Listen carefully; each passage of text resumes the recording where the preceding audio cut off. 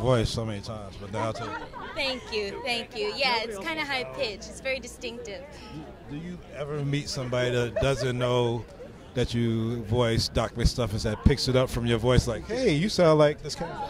Funny story, I was actually at Disneyland one time, and me and my friends, some of my voiceover friends were there, and we were like doing the voice, just like kind of having fun with some of the stuffed animals there, and some person came up to us and was like, wow, you do such a great impression of Doc McStuffins, and I was like, I'm actually the voice of Doc, but, you know, tomato, tomato.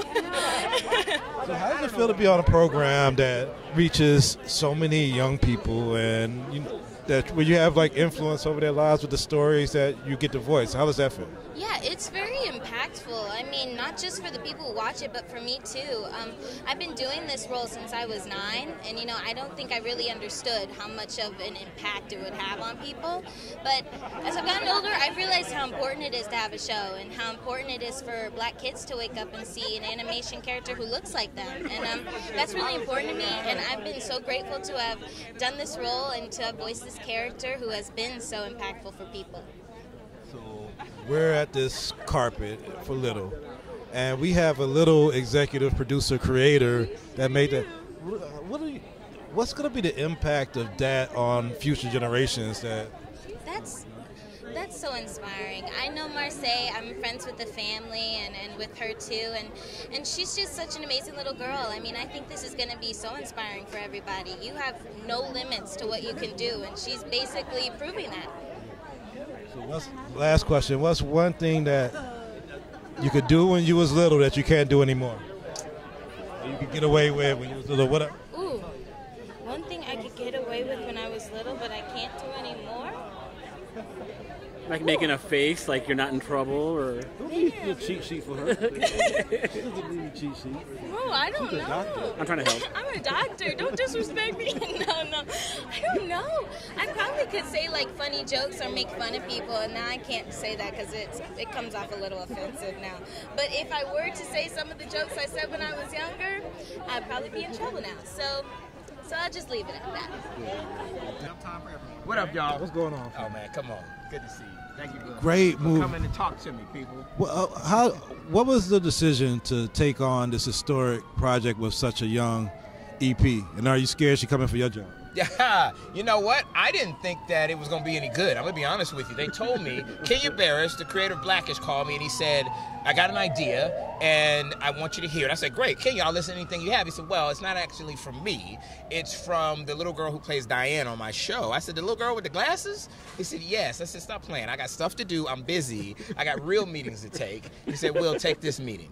I said, all right. I took the meeting. And she came in and I was blown away. She had a very clear and coherent idea about what this movie should be, about what the narrative could be. And at the end of the day, I realized that she is so wise beyond her years. She had characters, she had scenes acted out. So taking the chance wasn't that hard. Once I realized how good she was, what I'm hoping is that audiences will come in and, it's a body switch comedy. We've seen those before, but not like this one. This is a different kind of movie. So, Will, if this movie was about you, who would be playing the little Will? The little Will? Yeah. Oh my gosh. Well, I'm not the tallest brother. You might not have noticed. So I could probably get Kevin Hart to play young Will. I think that's not that much of a stretch. He could play me at 12. That's what I would do. Yeah. Hi, Sky. How you doing? Good, how are you? I'm all right. How does it feel to be on this Little premiere?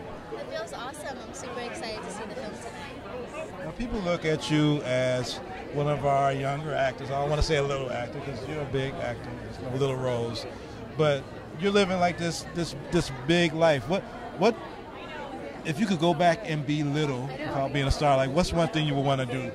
I probably want to go to school again for like one last time to see all my friends and really remember that experience, because it's like I just turned 17 today and I'm just like reconnecting with some of my friends from like elementary school. So I think I want to, because I don't remember what the school experience is like, so I would probably do that. If you were doing a Little Part 2 or a sequel and you had somebody playing your big, what actress would you choose to play Big Scott Jackson? Ooh, that's really hard, but I would say Taraji P. Henson because I'm just obsessed with her and I love her and I think she's so funny, and hopefully one day I get to be in a role with her, but definitely Taraji. feel see Marseille executive produce this film? A younger actress than you doing her thing, EP. I think that's so awesome. I mean, Marseille's like a little sister to me. Just so to see her do all these big things, it's just amazing, and I'm rooting for her and so proud of her throughout everything. Thank you. Hi Tucker, how you doing? Pretty good. How are you? I like this color, man. You doing it on the carpet. I mean, you kind of matching the carpet. You got the advance notice. Yeah. To be honest, it wasn't that planned though. Oh yeah. Yeah, I was just like, oh, this is a good color. Yeah.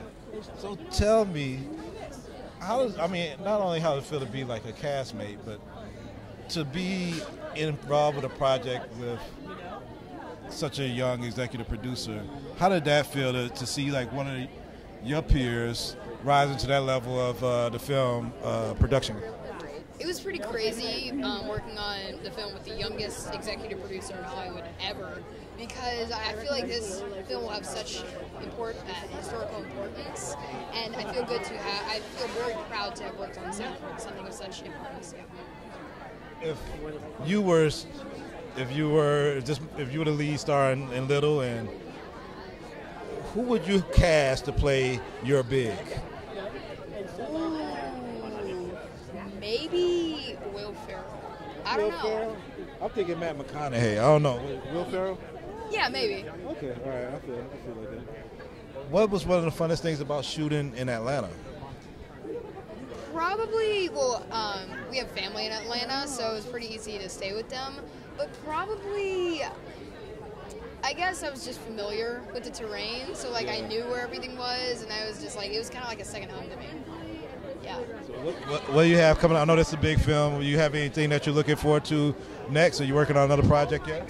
Well, I was just in an episode of Schooled on ABC, and I'm also in the new animated Netflix movie Klaus. It's coming this holiday season. All right, well, we're going to be checking all that out. Thanks for taking the time. Thank you. How you doing? Congratulations on the movie. Thank you. First question. Marseille picks Regina Hall to play her big. If you could have a big tie, you're like, who out there would be the big tie?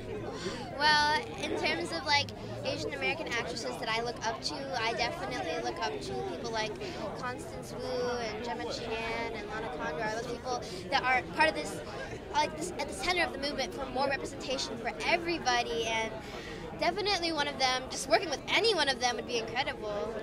But you're not going to be the casting director and pick one right now? So you could be like Little Part 2. Little Part 2. What if I picked all of them? Like, I guess that could work. I don't know. I love them all so much. Like, I shot this in Atlanta. Yes, we shot it for 2 months in Atlanta.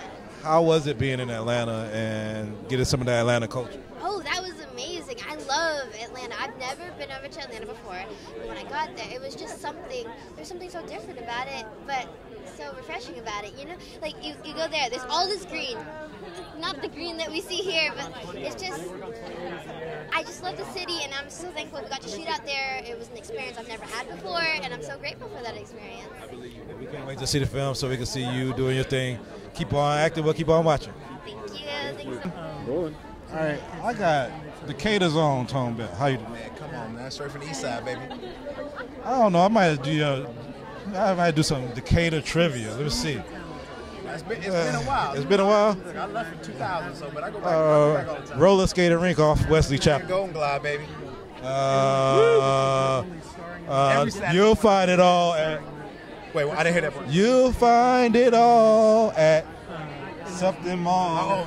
Oh, that's not South DeKalb, is it? Yes. Is that South DeKalb? Yes. Ooh, Let me tell you something. My cousin used to work at Chick-fil-A in South DeKalb. You walk by, give him $10, he giving you every sandwich in there and all the fries and nuggets and everything. South DeKalb. Oh, what else was in there? Man, now you're making me. American Deli. We got that. Oh, yeah, of course, American Deli. Talking about that 6-piece wing with a 2-piece catfish?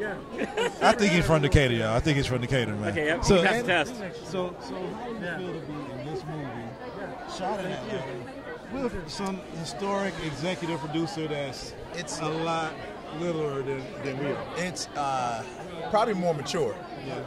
Shorter and younger, probably more mature.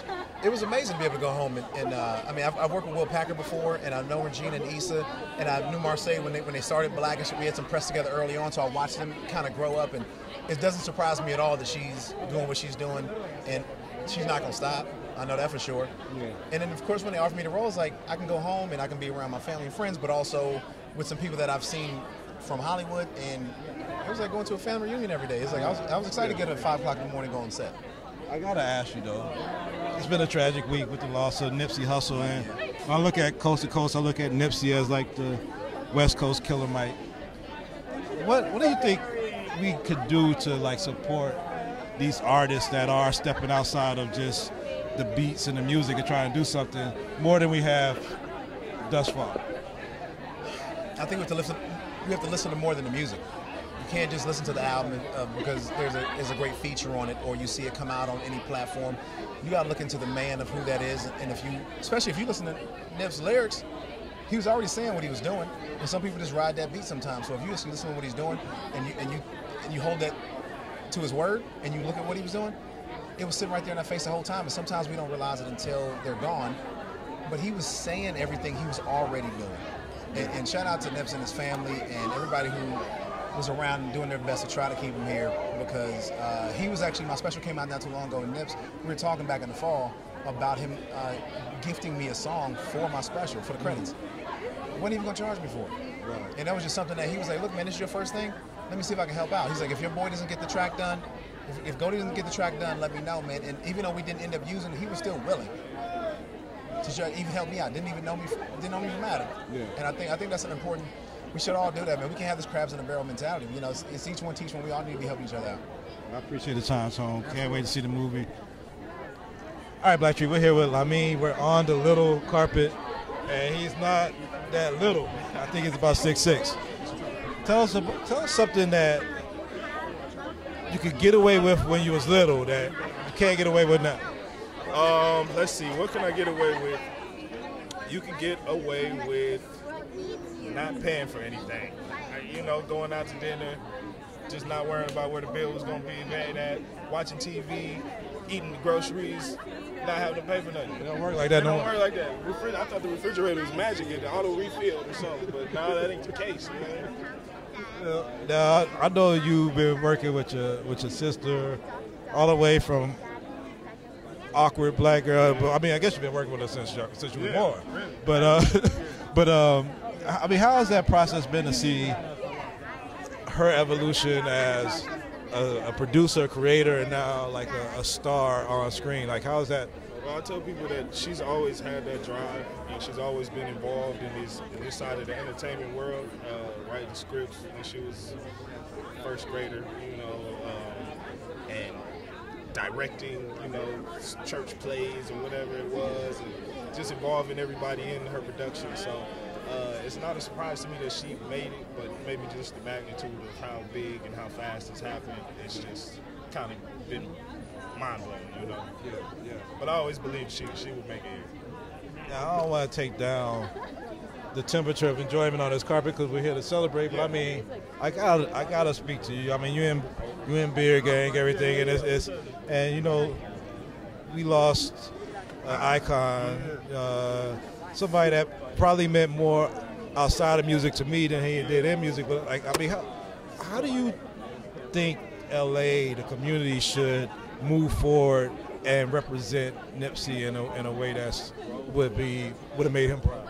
Man, we just have to elevate. We have to take everything we was doing, take it to the next level. Just go harder on all fronts, get some unity together, and really push as a collective. That's what he was really preaching, was pushing as a unit and really trying to break out of this situation that we're in. And so I think to honor him, we just have to do our best to uplift our communities and work hard with each other, give each other opportunities that, you know, we're not necessarily afforded in other spaces, you know.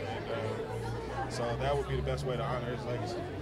I appreciate it, I mean, and keep doing your thing, man. All right, bro. Hey, Mark. Hey. How you doing? I'm good. How are you? I'm all right. I'm Jamal. Nice to meet you, Jamal. What's something that you can't get away with now that you could get away with when you was little? Oh my gosh, what's something I can't get away with now? Man, these questions. You guys think this is the best. What's something I can't get away with now that I could when I was little? You know, I think it's like using my cute charm. You know? It don't work anymore? I mean, I don't know. You tell me. Hold on. Give him some candy. Did it work? Did it work? See, Yeah, that's what I was saying. Yeah, somebody give him a lollipop. What flavor? Apple. Oh, apple. Yeah. Mm-hmm. Well, I do like my apples. How'd you like working on this film with this amazing cast and this amazing young executive producer? You know, words really can't describe. It was amazing. You said amazing, I say amazing, but like, it was just to be on set. You know, I think I was on set for about 16, 17 days, and getting to know these people, you know, and getting to learn from them, work from them, you know, just watch them work, you know. Even though we had a 14-year-old executive producer, like she never once was like, "Oh, I'm the boss," you know. Like that wasn't a thing, you know. It was like she was there as an actress. She was there to work with everyone, and everyone had something to gain from the movie, and I think it shows in the end product. You know, I think it's going to speak to lots of different people. Do you think the flow from on set transferred to the screen? Like, say that again. The feel from on set that you had. Do you think it all transferred to the screen? I absolutely think the feel transferred. I just saw it back in Atlanta, and I mean, to be there in the whole house in the audience and hear everyone just laughing and just enjoying their time. It's 100%. I'm very excited for it. I'm very blessed to be in this film. So. Thank you, Mark. Have a great time. Absolutely. So nice to meet you. Nice to meet you. I want that lollipop. So.